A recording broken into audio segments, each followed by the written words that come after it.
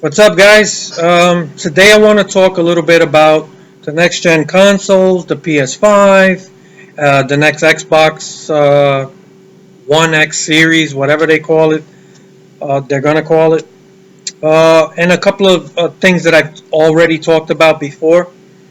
So, the thing that's going on right now, the latest news is that apparently the PS5 is slightly underpowered compared to the next Xbox.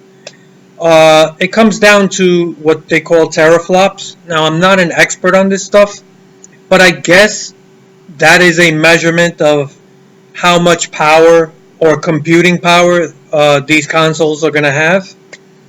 And it's really the GPU or the graphics processor or whatever.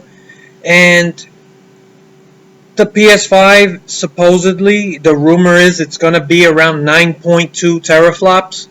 And the next Xbox is going to be somewhere around 12. So the difference between the two is more or less 3 teraflops. That's about a 25% difference.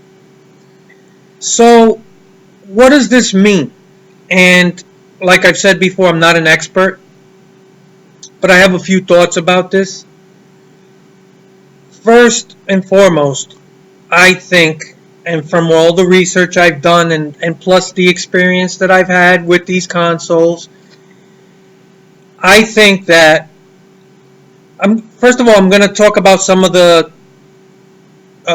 pros and the cons, or I should say the things that not really favor the PlayStation, but sort of contradict all the panic that's going on, because there's a lot of people panicking right now. And then I'm going to also look at the other side, on the Microsoft side, where people are, I guess they're feeling they got one up on PlayStation.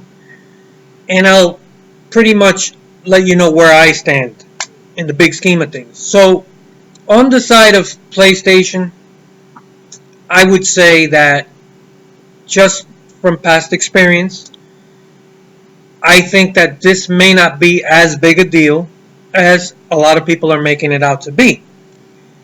Because when you look at the past, let's say the PlayStation, the PS4 Pro versus the PS4, right?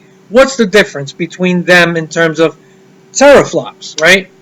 So I believe that the PS4 was somewhere just under 2 teraflops. I don't know if it was 1.6 or 1.8. Don't quote me on this stuff. This is really ballpark stuff and things from what I remember seeing and reading about. And then the PS4 Pro was released later at somewhere around 4 or 4.2 teraflops. So when you're just looking at teraflops, according to that, then the PS4 Pro is twice as powerful as the regular PS4. So that sounds like a big deal.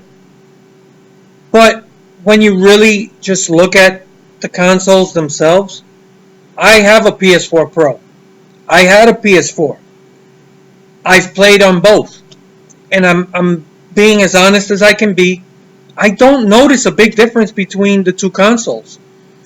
There are some slight improvements that you can kind of tell, but unless you actually sit there and do side-by-side comparisons between the two consoles and use some kind of way to measure performance, things like frame rate, resolution, draw distance, things like that.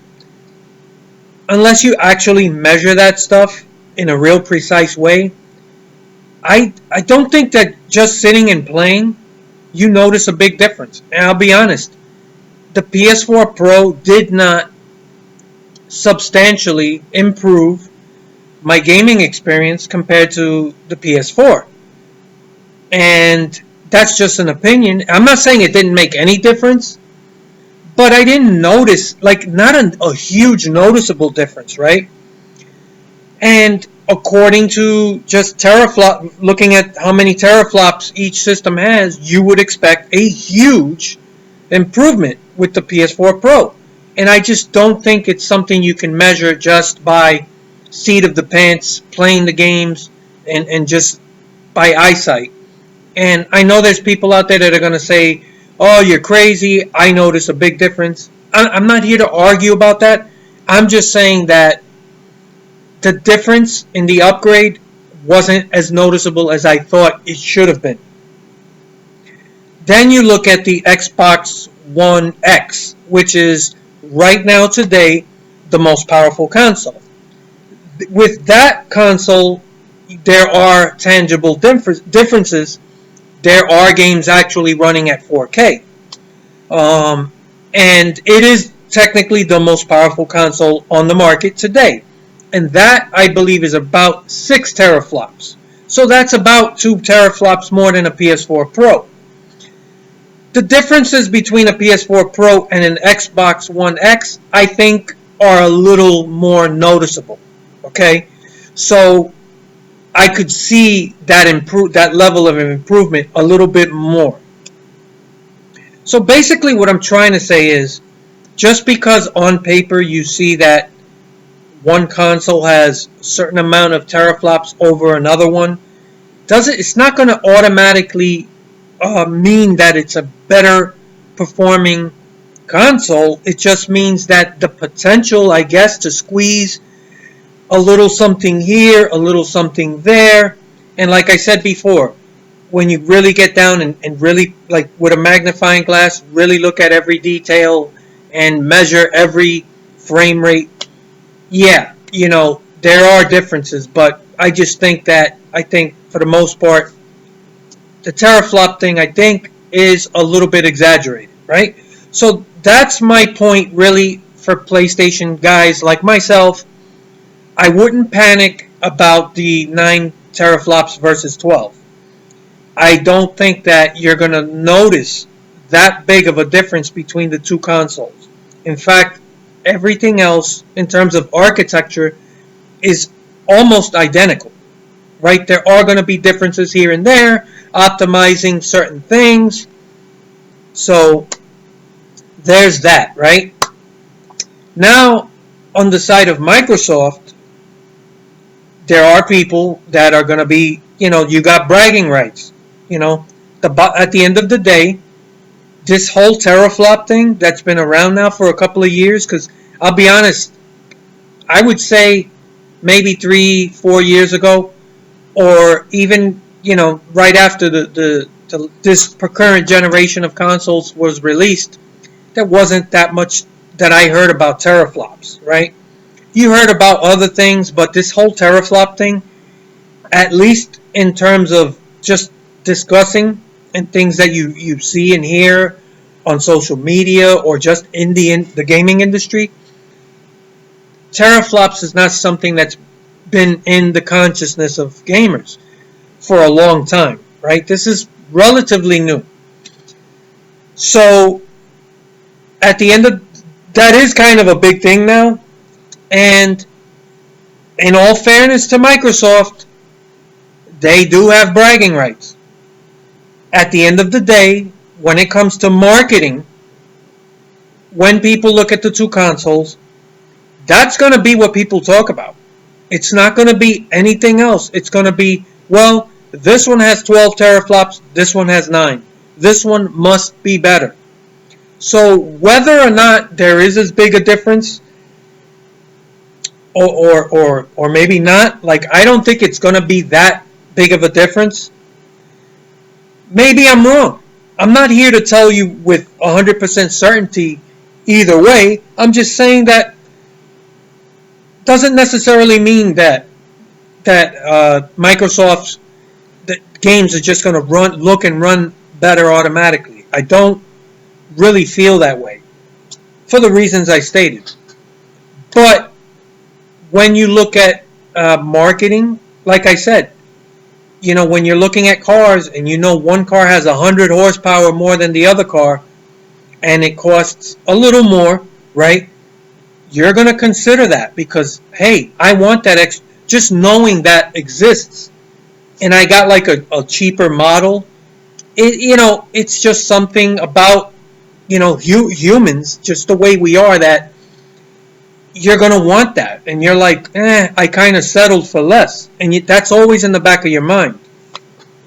So I do think Microsoft has an advantage. And in all fairness, like I said, Sony, I'm sure if they had the advantage in quote unquote teraflops, they'd be bragging about it.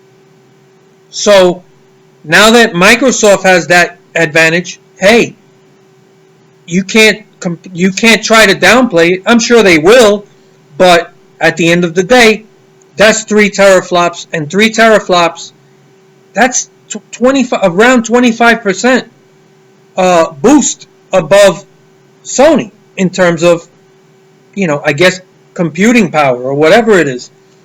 Now, how much of that actually matters when it comes to playing games or even developing games, things that you can squeeze out of? I don't know the answer to that. I'm not an expert in that. And I think that people automatically are going to assume that, yeah, everything's going to run better and look better on the next generation Xbox. And that's just a fact. That's how marketing works. People do gravitate towards those numbers. So Microsoft has that edge. So really now it comes down to price. And this is where, I'm going to kind of tell you where I stand in the big scheme of things, and also something that I have talked about in the past, and I'm starting to notice now, because I do watch all these tech videos, and I try to keep up with what's going on, and I'm seeing the public and how they're reacting. And like I said, there are people that are starting to panic, and there's a lot of complaints now about, now the next PlayStation, the PS5 is going to be underpowered compared to Microsoft, and people are upset. So here's where I stand and what I've talked about. First of all, I've said this before, this whole price point that I guess the gaming community has stood firm on. The one thing I've seen everywhere is for some reason, the overall consensus does not include everyone, doesn't include me, but the overall consensus from the gaming community is that most people feel I don't want to pay more than $400 for a console. And I think that's incredibly ignorant, because technology is moving very quickly, and I think that people's expectations are ridiculous. You're expecting to pay $400 for all this new tech. You want power. One of the biggest complaints about the last gen, or this current gen right now, the PS4, the PS4 Pro, whatever. The fact is that when these consoles came out, they were underwhelming, and they really were designed a bit behind the times. They're not as powerful as they should have been. But they met that magic number, that price point that everyone, wants, that line in the sand. So, guess what? If you keep telling Sony and Microsoft, listen, I don't want to pay more than $400, they're going to say, well, what can I possibly do for $400? And when you look at it that way, honestly, I have to say, yeah, both Sony and Microsoft have done a commendable job. And again, we don't know what these consoles are, but most of the specs are out. Most of the information is already out there. People within the industry, analysts, have talked about it. So we kind of know before big announcements more or less what we're going to get. So we kind of know what this PS5 is going to be. And we already know Microsoft made their announcement for their next Xbox X series, whatever the name is, right? And both consoles are impressive. I like what I see, and I do think that developers are going to be able to create some great games. At the end of the day, I am pretty happy with what it looks like, what we're going to get, but I wouldn't have minded if Sony decided, you know what, let's do even more and ask for a little bit more money and just let it be, because we don't want to release another console that people later on down the line feel is like, you know what, this isn't meeting our expectations. And I think that I just got this real pet peeve with this idea that has floated around for years of, yeah, you cannot sell a console for $600. Is it true that, Sony did that with the PS3 many years ago, and it turned out to be a big issue or a mistake? Yeah, it's true. But how long ago was that? $600 back then was a lot of money. It's still a lot of money today, but in comparison to what people want from these consoles, and it's going to be 2020 compared to when the PS3 came out, how long ago was that? That's a long, long time ago. So $600 back then was really a lot of money, right? And I guess I'm just throwing numbers out there, but let's say in today's dollars, I would say it's probably $800, maybe $850. So I could see at that point, yeah, there is a limit to what I think you can charge and expect, a lot of people to come out and buy the product. But $400 is, in my opinion, a joke. And that's why I'm saying I am impressed with what they are attempting to push out for that price point. Now, the Xbox One X series, whatever it is going to be, I think, I don't know if it's official, but the word is that's going to be like $500. So the difference between that, and the PS5 is going to be around $100. And in my opinion, I'd rather spend an extra 100 and get that extra 3 teraflops, right? Just to have that potential there. I don't think $100 is a lot of money. And I know that there's people out there who feel that, yeah, if, $500 is too much money, $100 more than, what you could be paying is too much. And I don't want to sound like I don't give a shit about people like that, but I gotta be honest. If $100 more is going to break the bank for you, maybe you shouldn't be gaming. Maybe you have bigger problems, than buying a game console. If that's going to break you, I don't know what to tell you. And you're asking, yes, these are big corporations, but from the word is Sony's going to take a huge hit. They're going to sell these consoles at a loss. So they just want people to buy these consoles, get them in the house, and then they're going to try to recoup that money with, in the aftermarket. Or, there's this new thing with the controller. They're going to, like an external button thingamajig that you plug in and it has extra buttons underneath the control. I don't care about that stuff, but I know that there are people out there who are going to want that. And who knows, maybe they'll sell that stuff for $30 a pop, whatever it is, right?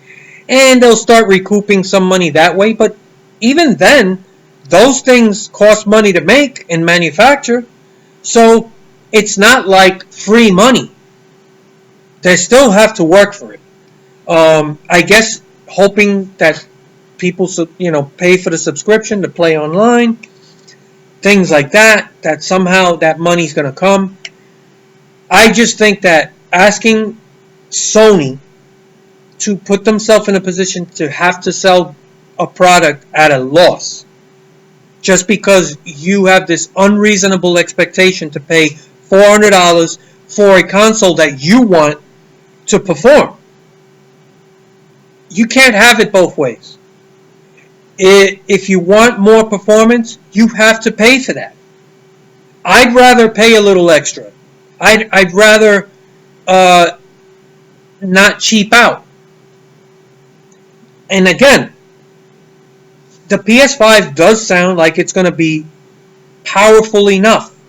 Maybe we have reached the point of diminishing returns, meaning that the technology that's going to come with these consoles is probably good enough for game developers to pretty much do almost anything they want.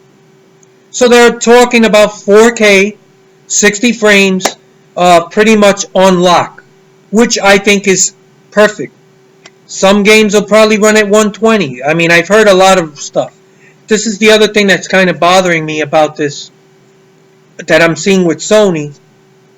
It just came to me now, but I heard a lot about ray tracing. And for those of you who don't know, it's just this added performance feature. It's just the ability to create a more realistic lighting effects throughout the game. Reflections, things that just make the game look that much more realistic. And it takes, it's pretty much the latest technology, and there was a lot of talk of ray tracing with the PS5. And now that's a question mark. So I don't know if that's going to be a guaranteed part of the PS5, but you don't hear Sony talking about it that much anymore. They've kind of backed off on a few things. At first, it was supposed to be fully backwards compatible all the way back through the entire catalog. And now they're just saying, oh, it's backwards compatible with the PS4 and the PS4 Pro. When you mention things like the PS4 Pro, now I know you're reaching. I know when someone is using marketing tactics to try to lure you in. The PS4 Pro and the PS4 play the same games. There's nothing special about the PS4 Pro over the regular PS4 in terms of games. So to say, oh, it's backwards compatible and you'll be able to play both PS4 Pro and PS4 games, it's like the same fucking thing. So I'm starting to see a little bit of backtracking from all this marketing hype from the PS5. Again, at the end of the day, I do think that the PS5 is going to be powerful enough for game developers, and I don't think that people are going to be they're really not going to be disappointed, when they play these games. They're going to see some pretty impressive things, I think, and I don't think you're going to see these huge differences between Xbox and PlayStation, So I don't think it's going to be a huge difference. There will be some. But with all that being said, we're talking about marketing. And at the end of the day, you did come out. They were talking all this smack about ray tracing, full backwards compatibility, all the way through PS1. A lot of things that they talked about. And I think now I'm starting to notice they're not talking about those things anymore. That's not a good sign.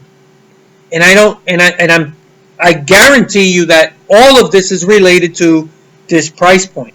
They'd rather stick to this magic price point because they don't want to anger people by daring to ask for a little more money so that they can really do all the things they want to do. And now, like I said, I'm seeing a lot of people complain in comment sections, all kinds of stuff, because now they see, oh, Microsoft you're gonna get 12 teraflops of power, and this one's only 9, and that's triggering people.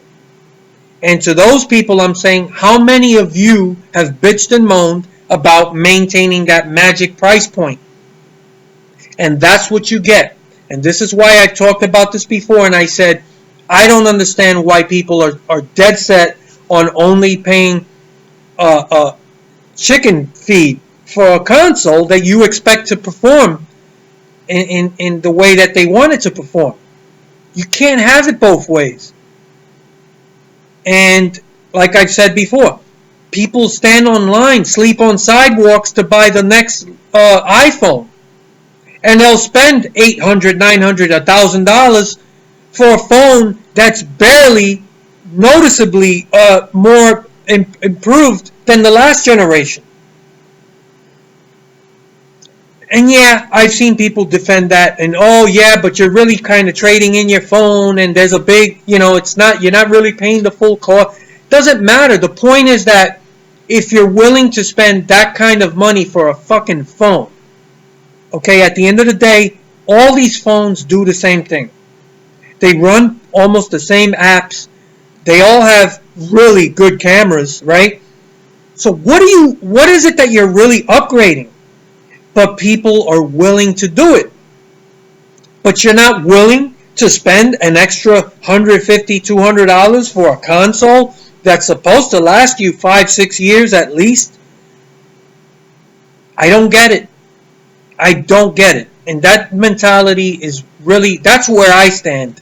I would rather pay $600 for a PS5 if it meant that I know I'm guaranteed to get those extra teraflops and that ray tracing and all these other little things that early on they were talking about. And now there's just something that I'm starting to notice. Now, Sony might come out tomorrow and just answer all the questions and say, hey, first of all, we're going to be able to do this, this, and this. Ray tracing is absolutely going to be part of this. And the 9 teraflops thing, we have optimized everything. It's not going to be a big, they're going to have to answer these questions at some point, and maybe they will. But at the end of the day, no matter what they tell you, people buy into marketing. And when Microsoft, it don't matter what Sony says, Microsoft's going to be able to stand there and say, we have 12 teraflops at our disposal, they only have 9. And just drop the mic. They won't have to say anything else because that matters to people. 12 is bigger than 9 by 25%. And that's what people think. Like, wow, 25% more power. That's what people think about. Even if, at the end of the day, there's really not a noticeable difference when you're playing, right? That's what matters. And it's all of this really, it all comes down to one thing, that price point.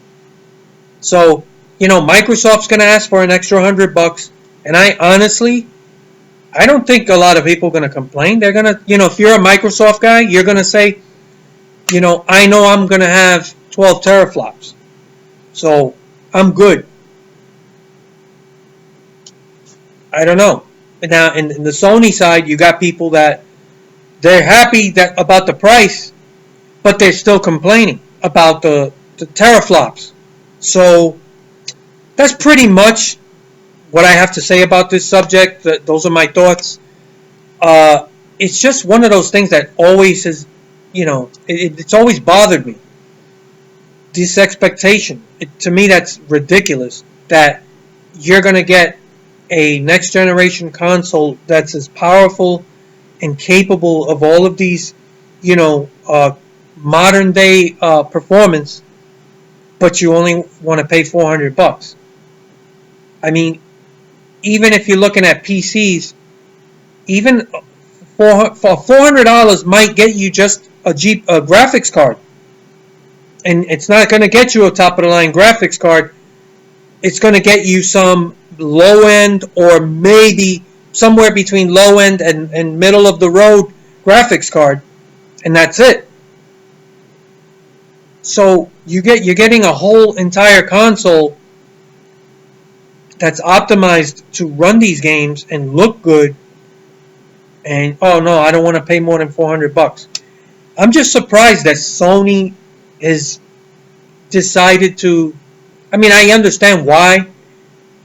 They probably feel like, we don't want to make that mistake that we did with the PS3, releasing it at like $600, but that was a long time ago. That was almost a generation ago.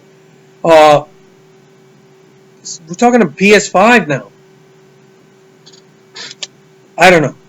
Those are my thoughts. I want to know what you guys think. If I got something wrong, let me know. Would you be willing to pay an extra 150, maybe $200 if it meant, not skimping out on some of this stuff and maybe at least matching, you know, the amount of available power, with the Microsoft version? Or are you just like, I don't care, as long as I only have to pay $400, I don't mind. So I'm curious to know. I look forward to your comments.